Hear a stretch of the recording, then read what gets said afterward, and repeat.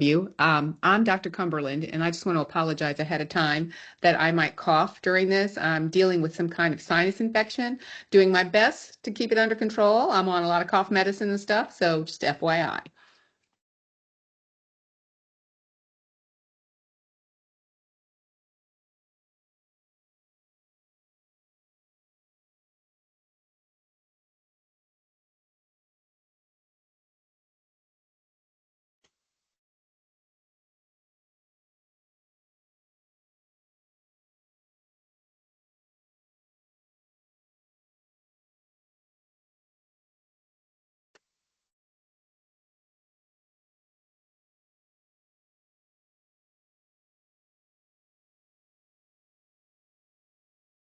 Dakota, thank you for joining us today. Hey, no problem at all. I just put a note in the chat that I'm here representing the University of Louisville Center for Military Connected Students. So I know there's a number of you on the meeting today. I think 7 or 8 maybe that might have some questions. So I'm just here on standby to see if there's any way I can help. Excellent. Wonderful. Thank you.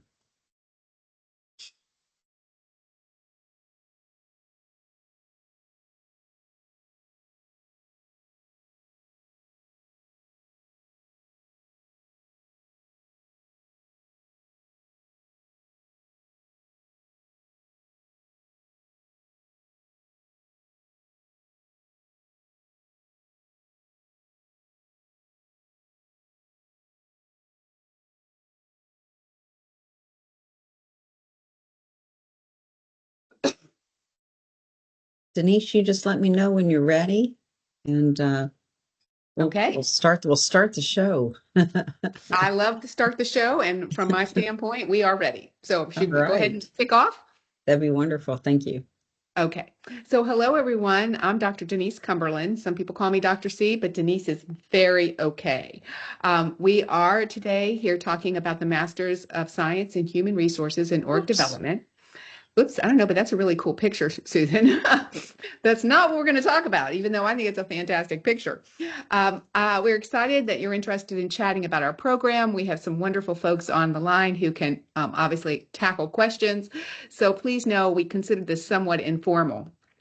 You can raise your hand. This Teams thing gives you the chance to raise your hand. We can take Q&A at the end. I am watching the chat room, which is, I will tough because it's a tiny little chat room over here, and I'm going to have to go like this every few often to make sure I'm catching the chats. But again, welcome. We're going to kick off. We have about 45 minutes. I do talk a little fast, but that's okay. You guys, I'm positive, will be able to keep up. So let me tell you a little bit about us. There are some folks on the line here I want to introduce before I go too much further. We have we have Dr. Brad Shuck. I believe Dr. Shuck is on the line. He's our program director. So he might be popping in to chat. We have Susan Hildebrand on the line, who is our enrollment. She also is our recruitment specialist, marketing specialist. Susan does it all. You heard a minute ago that we have Dakota, who helps with our military folks. And we have Sarah Schubel, who is in our Office of Student, basically the office that helps students in general when they need things. So we're grateful to have all of those folks on board. I think I might have not said Maddie. Maddie helps with enrollment, but she might be popping off. Did I miss any of our U of L people? All your little pictures are over here really tiny. Okay, then I'm going to keep pushing on. As I told you, I'm Denise, and we're going to hear talking about the program. Susan, if you'll just move to the next slide. So why are you thinking about a degree in HROD, which we call ourselves HROD, Human Resources and Org Development?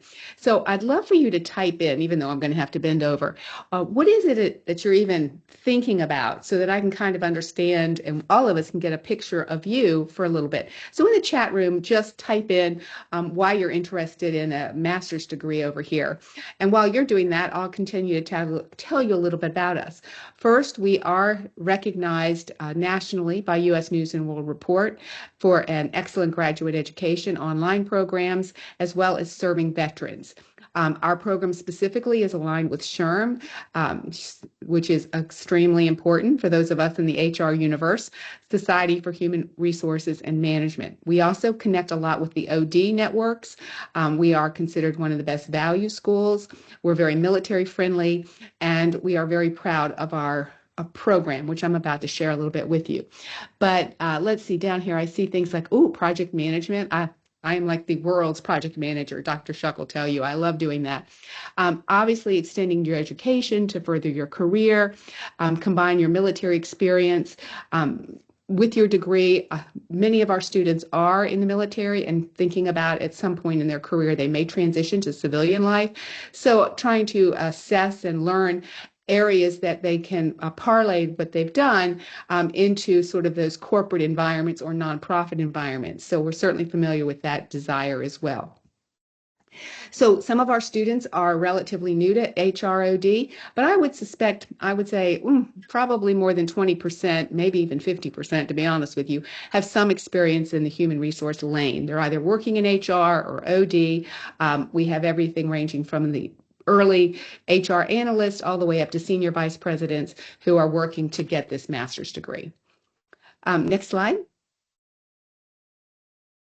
So let me tell you a little bit about us. We are a R1 university, which is a distinction we're very proud of. It means that we do a lot of research.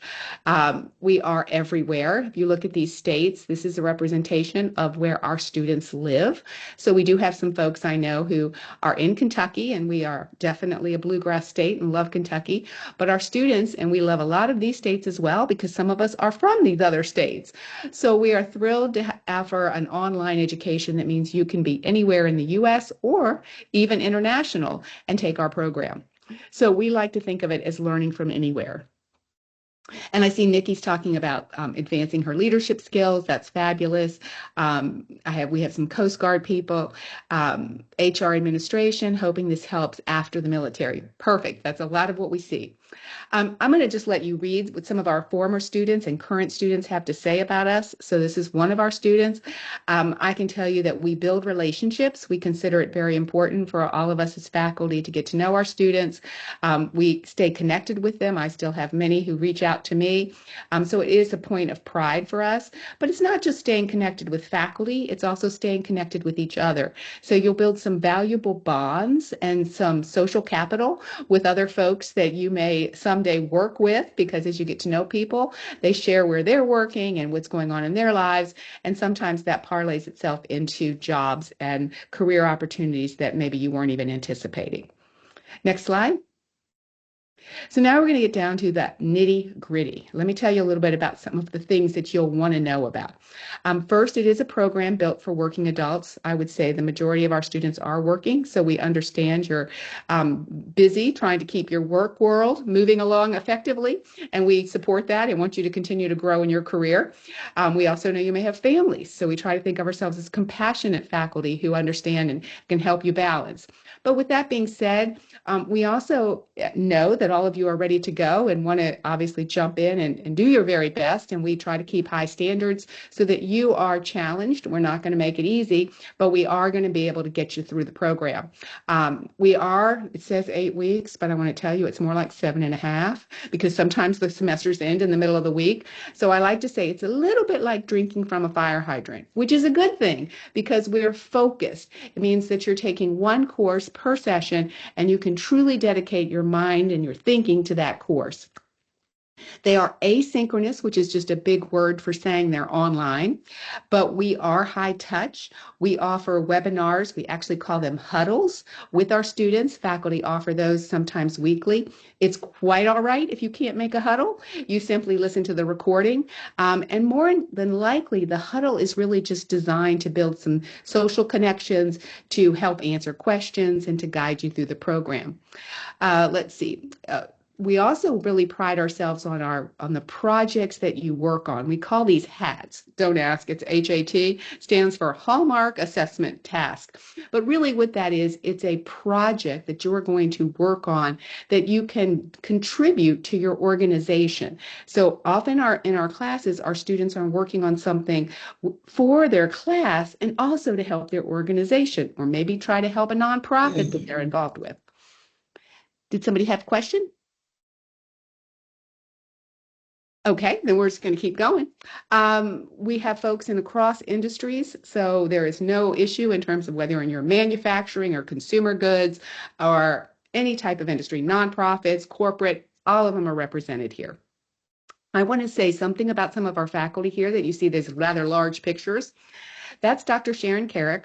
We're extremely excited to have her in our program. Dr. Carrick is a former business owner, a former dean of the College of Business at Bellarmine, but she's also a vice president at U of L for the Digital Transformation Center. She knows everything about cyber that there is to know. I actually find myself in awe when I hear her talk about cyber and some of the things she does. She works with many in the Pentagon. She's often in DC, working with folks in the military. So she has a world of information and a world of context. She would be a great lady to get to know. Next slide. Okay, let me tell you a bit about our curriculum. If you join us, you will have 6 core classes that you take. That's 18 credit hours. Each are worth 3 credit hours. Then you choose 4 electives. So the core courses, and we'll talk about those in a minute, are set in stone, so to speak. And the 4 elective courses come in and you get to cherry pick. So there's a total of 10 classes. So it's not particularly long. Most master's programs are somewhere between 30 and 33 credit hours. So we're right there in the sweet spot. I want to mention Dr. Brad Shuck, who I believe is online with us today. Dr. Shuck is a recognized global scholar. He is an expert on employee engagement. He's often somewhere else in the world, but he's always available to students. By that, I mean he's often a guest speaker for organizations that we all know of, such as McDonald's or Delta or Bank of America. He's invited in to help those organizations build their human capital by learning to invest in their employees. Dr. Shuck, are you here today? I wasn't sure if he was going to be able to make it, but I wanted to offer him the opportunity to say hello. Okay, well, we will push on, but we are thrilled to have him as our program director. So he's somebody you will get to know, and you will see a lot of emails from him. Next slide. Okay, let's talk about those core classes. These are the 6 that I mentioned a moment ago that you will have to take. But these are what we would call excellent foundational skills for anyone in human resources. The first is leadership. Not a surprising word, but we are going to help you hone your leadership skills. So that leadership class is a requirement.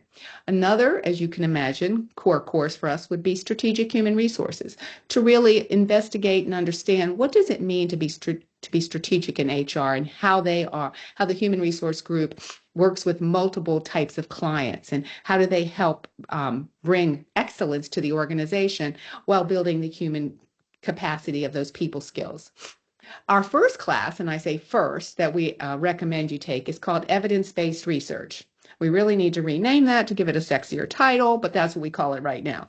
Basically, it's a foundational course about how to use data and information to guide your decision making rather than sometimes our hunches. So you're going to learn a little bit about how to investigate and determine a good source from a poor source. The next course on our to-do list, if you will, is adult and organizational learning. So those in human resources fully understand why. Part of our role is often to build people skills. So adult and organizational learning helps you understand the difference between why adults and how adults learn versus children, and some of the approaches you would take to lead adults in that learning equation. Another course you'll take, which is one of my babies, is org analysis. Org analysis is really designed to help you think through organizational problems and investigate those problems before jumping to a solution. So I always like to say organizations don't like problems, frankly. None of us like problems. So what we do is we think we know the answer and we move directly to solving it. This class asks you to take a step back, to really investigate the problem to ensure that you truly understand what the issue is before you latch on to a solution. So it's a tough class because, in all honesty, it goes against our grain in terms of what we like to do. But it's a fun class, and I think students walk away, I know they walk away with an experience that tells them, because they tell me this, that it has taught them the value of taking a moment to digest what's going on and listening and looking into a problem before leaping to a solution. And then the very last class you'll take is called our capstone. Now, capstone is like anything you would think. It allows you to really think through after all these 9 courses, what would I like to expand on? You could take one of your former projects and maybe push it forward into a new lane. So in org analysis, maybe you take and you actually conduct the needs assessment, or maybe you do an evaluation that you only got to, recommend in one of your classes. Now you get to execute it. It can be anything, and you work with your professor one-on-one to determine what your project is. So it's a very project-based class. And it also, in my opinion, the capstone class is a great way to think about your career, to really focus on your skill set. What have you learned over the last year and a half? Who have you met over the last year and a half? How are you going to position yourself for the next chapter in your career?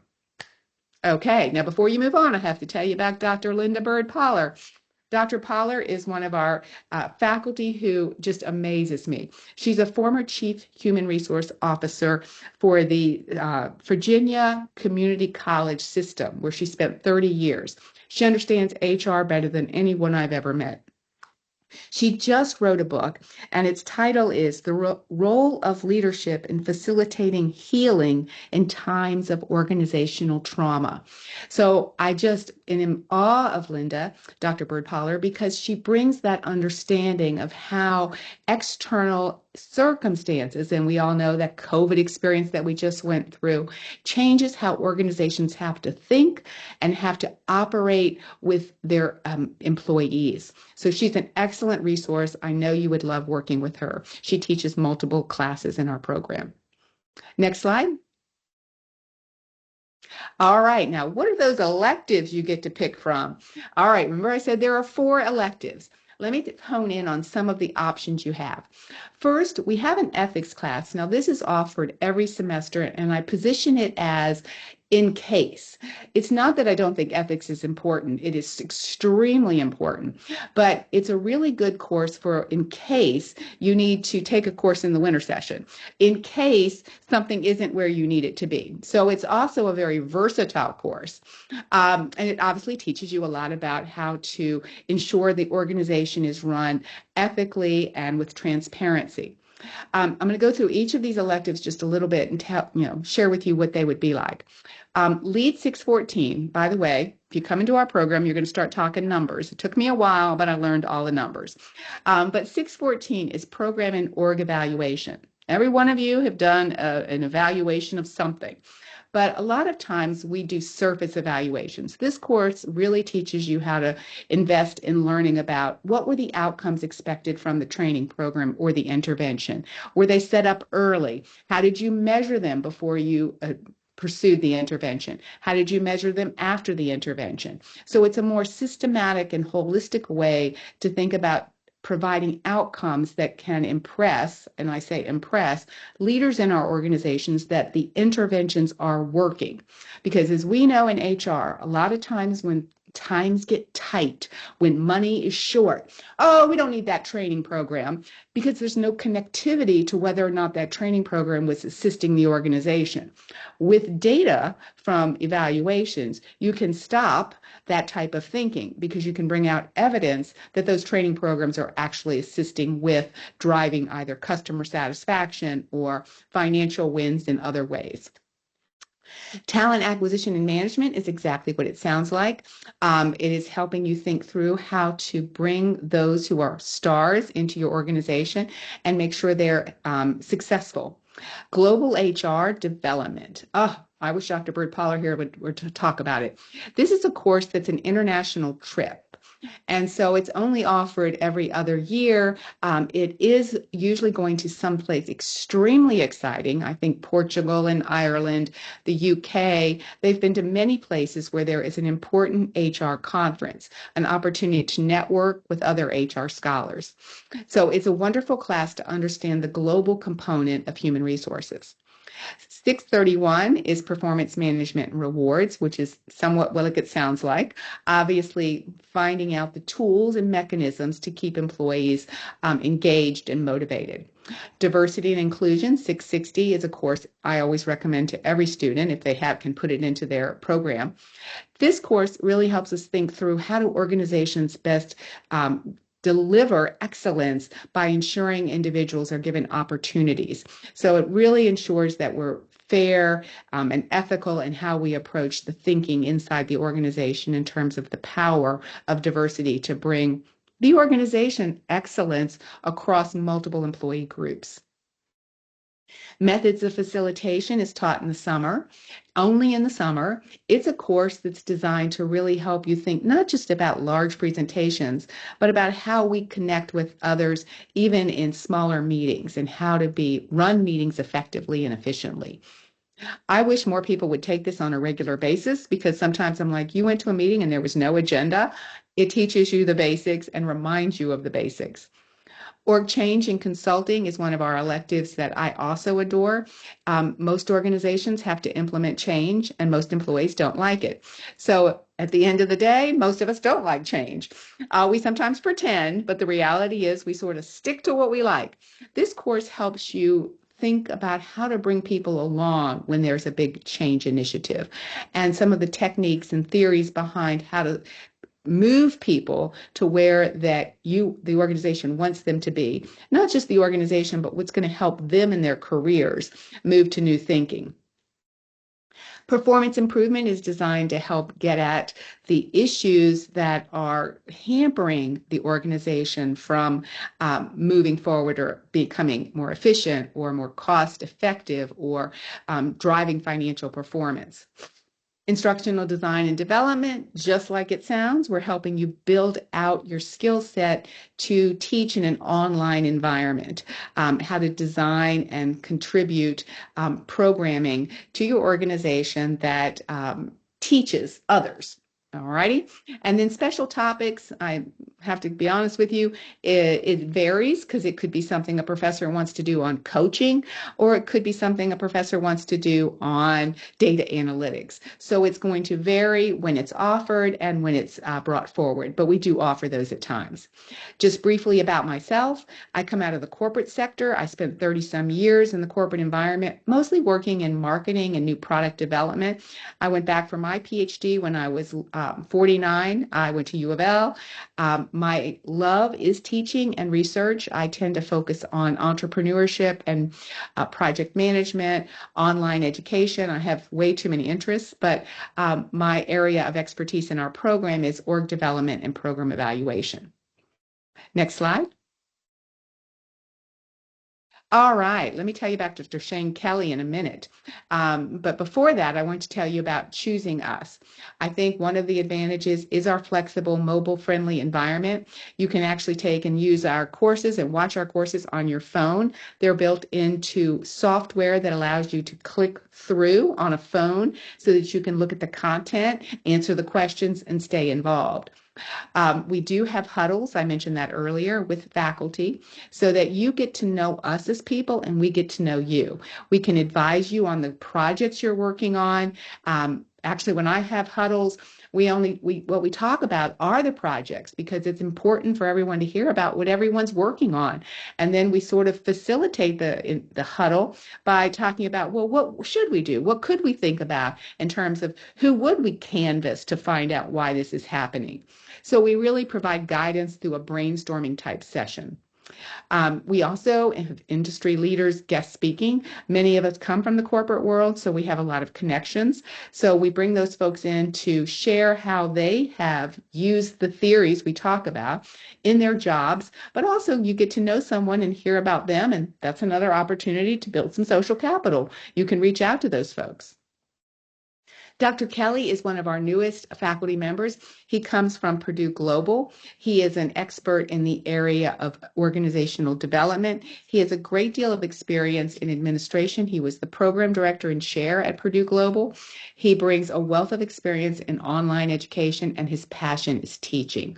Actually, as I think about it, I think every one of our core faculty that I just had introduced you to, even though many of us do research, our passion is teaching. We really love being involved with our students and getting to know them and helping them move their careers and their journeys forward, even if we are a bit nerdy at times. And I have to admit, I'm a big old nerd. Next slide. Let me tell you about some of the things you're going to want to know about in terms of the rules and the road, the guidelines around these things. First, to get in, there is a minimum GPA of 2.5. You'll need 2 letters of recommendation, a resume and goal statement. So as you think about it, we really hope you put some effort into that resume and goal statement. Why I had asked you why some of you are pursuing this. Connect it with what you think how it's going to benefit you. That's our option. And it really helps you think through whether this is going to benefit you, because we want the investment to be valuable to you. We do not have a GRE, so everyone's always happy about that. And you can apply online. Let's talk about tuition, which not my favorite thing because I wish it was free, but at the end of the day, the university obviously has to charge some money. It is $830 per credit hours, and so you multiply that by 3, and that's the cost of one course. For our military folks, it is $250 per credit hour, so that does lessen the burden. We talk about the 10 courses, and each course has a $10 course fee, so therefore you can set aside that amount of money to know about. Doesn't matter whether you live in Kentucky or you live in Hawaii, the cost is the same. There are scholarships available from different organizations, including SHRM, and we have scholarships in our college. That's what CEHD means, College of Education and Human Development. That's our college. You could go online and look for those. And then many of our students do work in places that they're fortunate enough to have employee tuition assistance. We really encourage you to use those. And as advisors to our student body, all of us faculty are advisors, we always recommend students make sure they have tapped into every opportunity to get funding that they can think of. And we work with you if your funding is only $3,000. Well, $3,000 is fantastic, but let's say it's $3,000. We will work with you to make sure that if you need to take a semester off, no problem. We would love for you to, obviously keep moving, but if financially it makes sense to take a semester off, then we help you plan your roadmap so that you can max out the benefits that you're given from your employer rather than some arbitrary timeline that you have to finish in a year or year and a half or 2 years. We expect our students to sometimes take a semester off. We offer these in sessions, but we still talk semesters. Students have different situations that happen. Maybe they can't work they have a big summer commitment and they can't attend in a summer session. No problem. Let's say they're deployed. Many of our students are military and they're deployed. No problem. So we anticipate students will sometimes take either a portion of the semester or the full semester off. So we do have a financial aid office. So some of the information is listed below for that. I'm not an expert on financial aid. So as an advisor, if people ask me, I usually point you to the experts in case I were to goof. I don't want to goof. So we always suggest you go to the right place to get the information. Next slide. All right. Told you I was speedy. What I'm going to do now is open this up first to my colleagues because it's very possible that I missed something that I should have said that's extremely important. So would anyone on the line from U of L like to elaborate or share on something that perhaps I overlooked?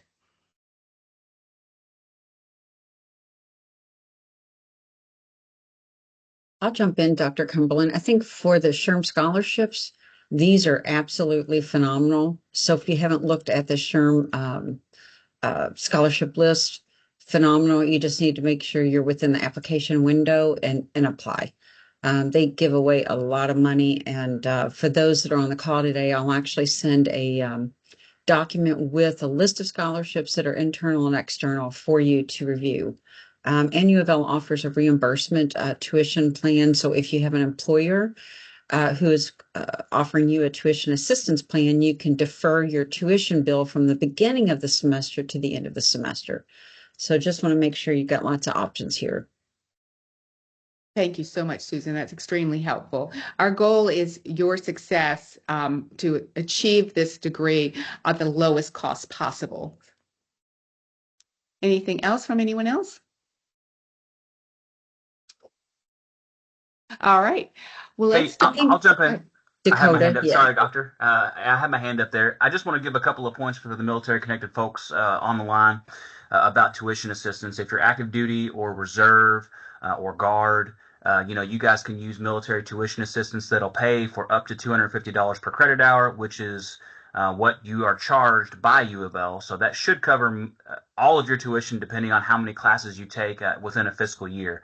There's some different rules based on different branches, but reach out to your military education centers and they'll help you get started with all that. We also have a great website that has step-by-step instructions on how to request that TA. And of course, myself, as well as my 4 other colleagues that work for the Center for Military Connected Students, we're all on standby to help you transition into being a student. So we're here to help you. It will be essentially free or close to free for military connected students to take this master's program. TA does not cover the fees, so there might be some very small fees that you'll have to pay, but it's a very good program. It's one of our most popular programs for military connected students, and there's an opportunity for transfer credit. So the HROD program can give you up to 6 credit hours, graduate credit hours for your military experience. So I'll just give you one example. If you're in the Army and you've been to Adjutant General Captain's Career Course, AGCCC, then they're going to give you credit for that Lead 605 and Lead 611 course. If you're in other branches and you've had human resource experience or training, you can submit that to the HROD faculty there, and they'll work with you to see if there's any kind of transfer credit that you can get for your military experience. So I'll hang out on the line if y'all want to ask me specific questions about military benefits, or you can type your questions in the chat. But I'm just here to help you guys get transitioned in. That's all I got. Thanks. Thank you, Dakota. Let me elaborate a little on that transfer of credit hours because it implies to those of you who maybe took a course at a different university in human resources or something along that's very similar. Maybe it was a college of business and it was HR management. We do take up to 6 credit hours. There are a couple of rules. It has to be obviously a university that is accredited.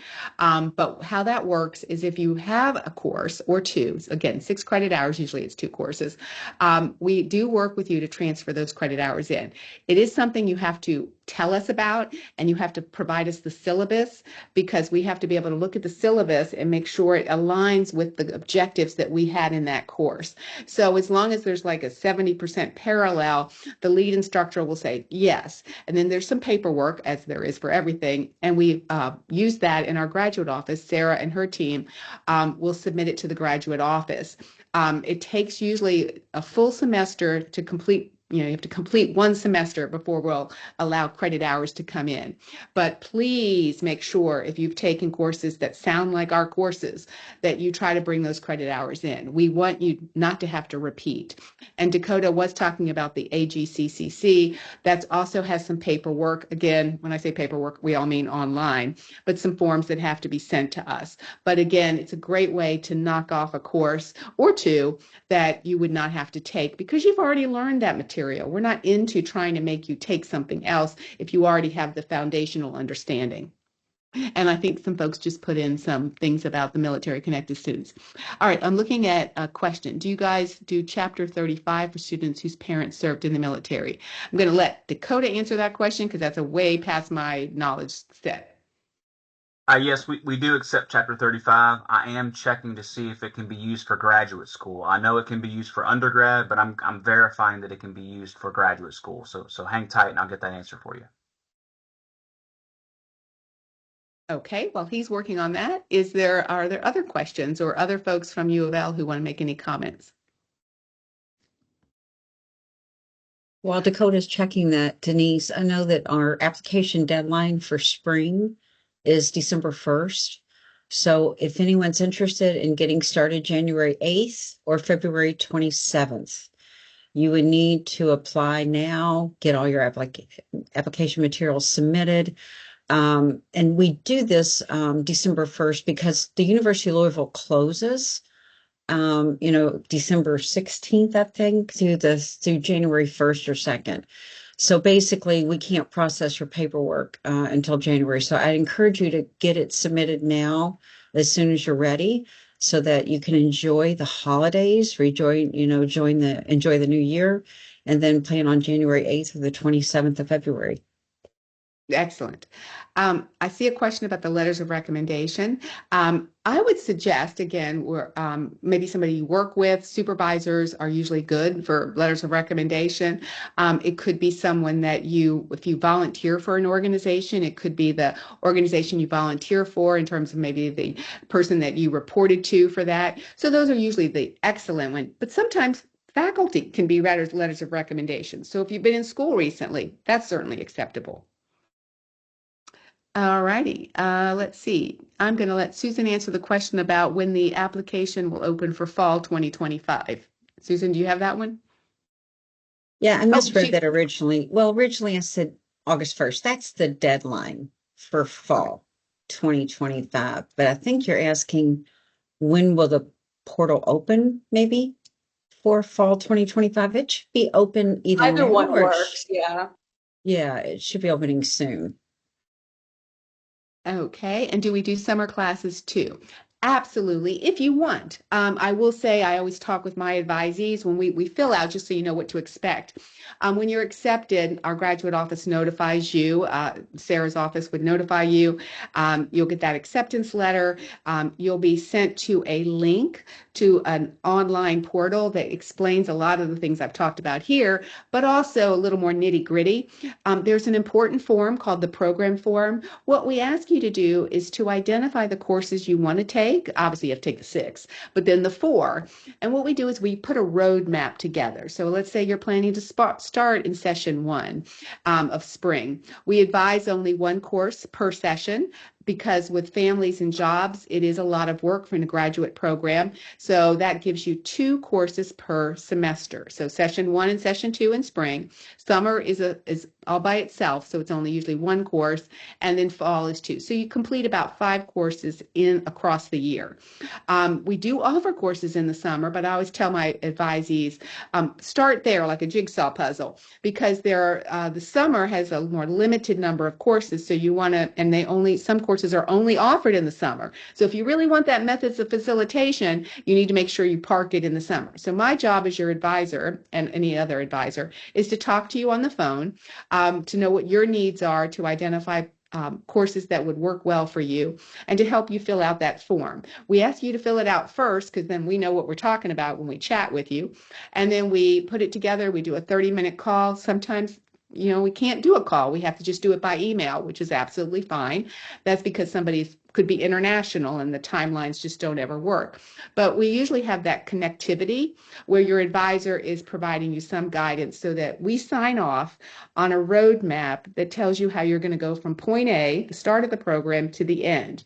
We don't hold your feet to the fire. We anticipate something will happen and some course will get bumped, or life event may happen, that obviously creates some surprise, and you might have to take off a session. No problem. But we want to make sure we've started with a framework, a program of study, and a roadmap to get you to the milestone of graduation. Let's see. I have 3 questions when ready. Okay, Alfred, you want to go ahead? Yeah, can you hear me? Perfectly.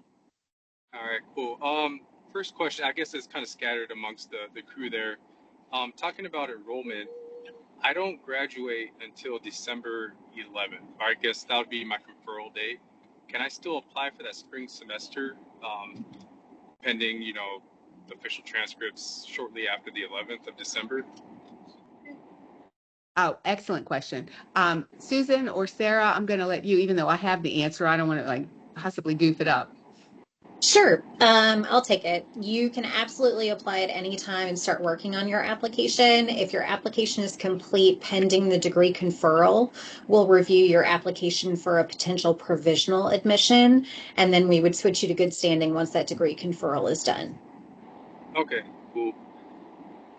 Second question regards to course scheduling. You mentioned summer and winter semesters at University of Arizona. The winter semester is only 3 weeks. Summer semester is like a 5-week class. Is that pretty accurate to U of L, or is it different? Is it 7.5 weeks still?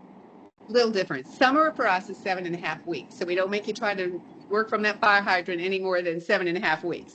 Okay. But you still have a shoulder period. And by shoulder period, I always tell students that when spring ends, session 2 ends, before summer starts, there's a couple of weeks to kind of get your breath. When summer ends, there's a couple of weeks before the fall session. There's no shoulder period from fall 1 to fall 2, and there's no shoulder period from spring 1 to spring 2. The shoulder period at the holiday, you finish your courses around December 1st and you have until January 8th. You could use that for a 3-week. So you're absolutely right. There are universities, we do a 3-week winter session. Now, I am not going to tell you we have a ton of courses. We do not. We're trying to build that schedule in, but we do have that opportunity. So winter can be, if someone doesn't have a, need to have some time off, family, holidays, then that could be an opportunity. Okay, so that's where you're talking about. Maybe that was it. The ethics class you can plug in there potentially. Absolutely. And we're planning on having a winter class this December 2025. So there could be some other special topic classes. Okay, I'll be on the lookout for that. And the last question, military question. You'd mentioned that we could potentially use some of the courses that we had to transfer to the graduate program. Is that specific to the JST, or is that any course that we kind of feel that would be fitting for the program itself? The reason I ask is because there's a lot of new developing pilot courses in the Marine Corps that could be applicable, but may not reflect on the JST accurately. Okay, there is a lot of credentialing that has to happen. The AGCCC was a long and arduous process to get 2 courses credentialed, 605 and 611. I know the military often offers training on a lot of different things, and fantastic. The reality is, unless it was from an accredited university, like Arizona you mentioned, or a university that's accredited that we recognize the accreditation of, University of Kentucky right down the road, and the course wasn't something related to human resources, a leadership course, a human resource management course, a change course, we'd be fine. And you give us the syllabus and we work through it. Every student I've ever talked to, my advisees, we pretty much know. You send me the syllabus and your transcript, and we're like, oh, that's going to work. Or I'm like, that's a little bit too much biology, not quite enough HR. And most people, I'm just joking, most people don't send some kind of biology course. But military courses, except for the accredited ones you took at a university, or you have a certificate from the AGCCC, most likely would not count. Okay, cool. So that'd probably be like the equivalent, like, I can figure that one out. But for transfer credit from U of A, would that have to be at the graduate level, or just any course that would? No, it has to be a graduate course that, has a graduate level. Mm-hmm. All right. That's all my questions. That's absolutely. You can always ask more. Let's see. Okay, I see some other questions about finances. Are there any financial consideration for individuals who are graduates from UL? Again, what I do know, and Sarah might know more, but only the CEHD scholarships that I can address. Anybody have anything other than that I may not know?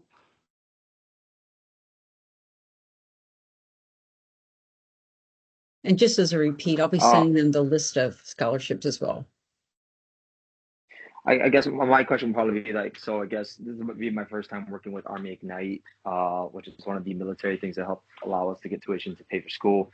It might be for Walker. So can we work with someone in terms of like what we're allowed and allocated for that fiscal year, match it with whatever classes we can take to kind of help manage paying for school and also just managing the tracking of classes as well?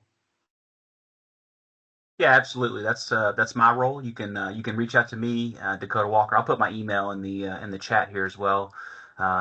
You can work with me. It would be better if you've never used Army Ignited before to reach out to your Army education counselor, and I can show you how to find that person. At least the first time you do it, because I don't have access to the Army Ignited that you see. But I can definitely help you with everything university related for using those benefits. Excellent. Okay, thank you.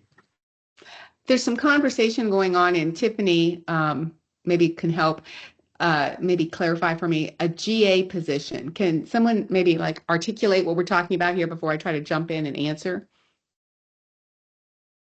Oh, graduate assistant. Okay, Susan had. Okay, so what's the question? A graduate. Oh, go ahead. Denise, she was asking about, financial. So I thought, well, GA position is an option. They're competitive.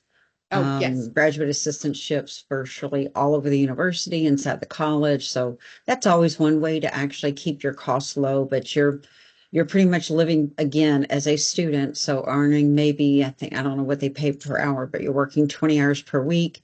Your health care is covered plus free tuition. So a lot of our GAs will obviously graduate, debt free, when in terms of tuition. Right. What I know as one of the faculty who I have tenure, so I work a lot with doctoral students, and I do have a graduate assistant. I would say 90%, and Sarah might correct me if I'm wrong, are probably PhD students. So that's going to be the first group of students who probably will likely secure. Sarah, did you have anything different? Yeah, the majority of GAs are PhD students, but also online students are not eligible for GAs. Okay, excellent information. I'd like to know. Because you have to be available to work on campus, and because that's not insured for online students, whether they're local or not, we can't secure GA funding for them where they would be required to be on campus. So if anyone's interested in an in-person program, a GA position is certainly possible, but for the online programs that wouldn't work. I would recommend looking at the CHD or the SHRM scholarships. Thank you. Some of the more information that I got from this. Excellent. I only know because I have doctoral students and I've been a GA. I don't see any other questions unless I've just inadvertently missed something. Someone has their hand raised, Lindsay. Oh, Lindsay, go ahead. I have a few questions. All right. So can I complete this master's in a year?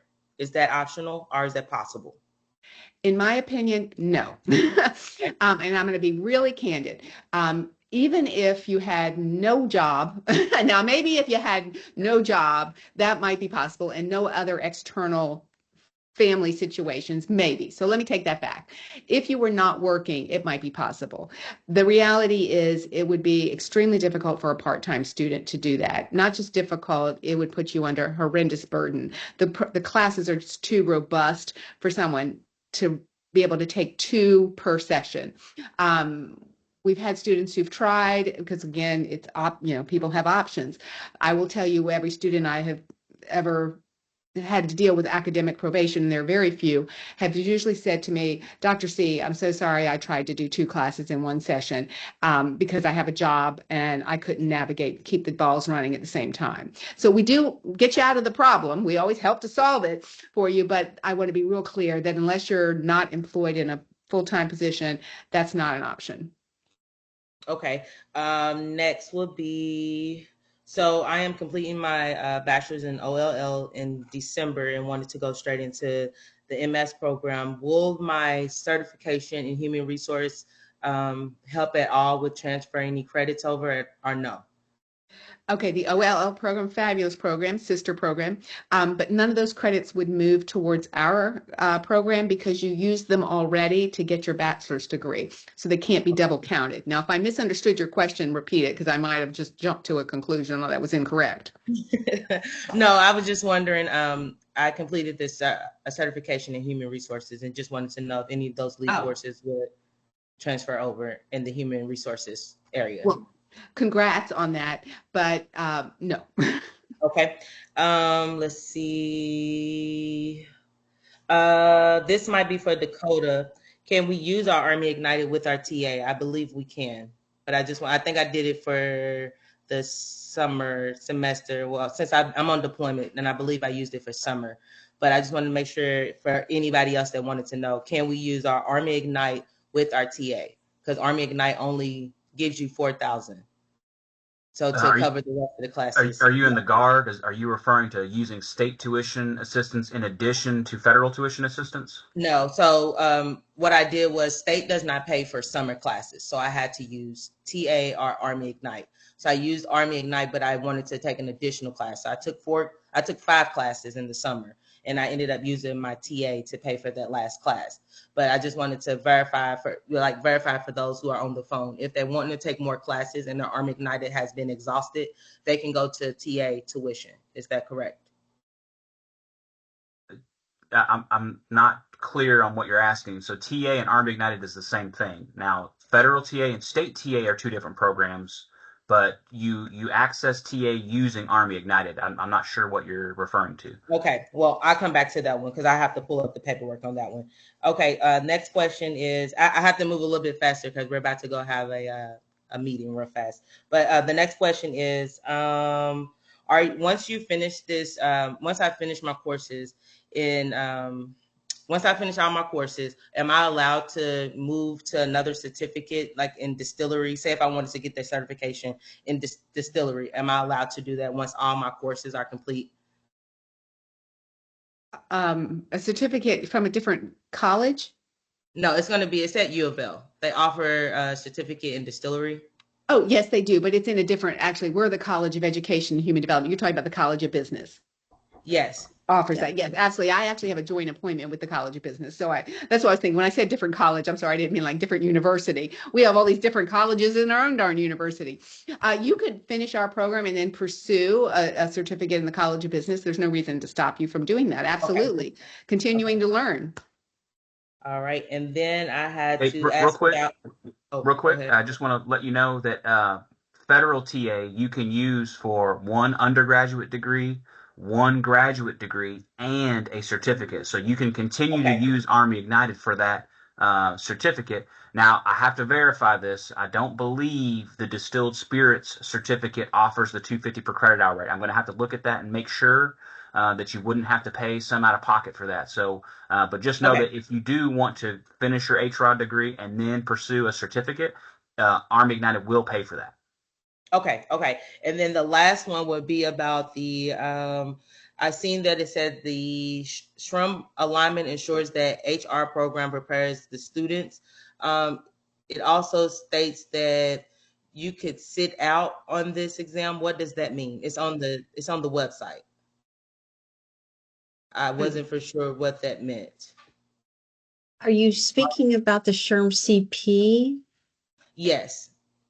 Yeah, that's basically our program prepares you to sit for the SHRM CP. Yeah. Got it. Okay. Yeah. Got it. Because when I asked about it, I was like, I'm not for sure what that means. I don't know if you're sitting out on it or what. And I was like, well, let me just get a clear verification of that. Okay. Got it. And Dakota, I will write you on the other end of some more questions on the military side. And it's coming from other students that want to actually apply, but they're not on this session just yet. So I'll get on the side note with you on that. Absolutely. Thanks. All right. Thanks, Lindsay. Well, thank you. All right, Lindsay, thank you. Joe, you had a question about the semesters. Yes, what we do is each advisor works with you to outline the courses you want to take. So, for example, when I work with my advisees and you really want that org change class, I know it's only offered in fall. So we make sure you get your elective when you want the elective. Our core classes are offered every semester, summer being the slight exception. Not all the core classes are offered in the summer, but in fall and spring, session 1 and session 2. 662 is offered session 1 and session 2. All 4 sessions. 661, all 4 sessions. So every core course is offered across every session in fall and spring. So you shouldn't have a problem how to navigate that roadmap and then inputting those electives, those 4 electives where they're offered. So we work with you to make sure that happens. Joe, I hope that helped. But that's that program of study form I told you about. Okay. Am I missing any questions from anyone? I'm trying to make sure I got this chat room good. Excellent. Well, I know we ran a little, I'm not sure what time we were supposed to end, so shame on me. And when I do a huddle, I always know when the end time is because I make sure we're on time. Susan, when were we supposed to end? 12:15. Okay, we're a few little minutes long. over. Yeah. We're just a few minutes over, and I promise in our huddles we're much more specific, but we didn't want to cut anyone off. Thank you for joining us today. We're ready for you. We hope you'll join us. We understand if something pushes it back, but at the end of the day, it's a journey that we think you'll really enjoy. So have a good one.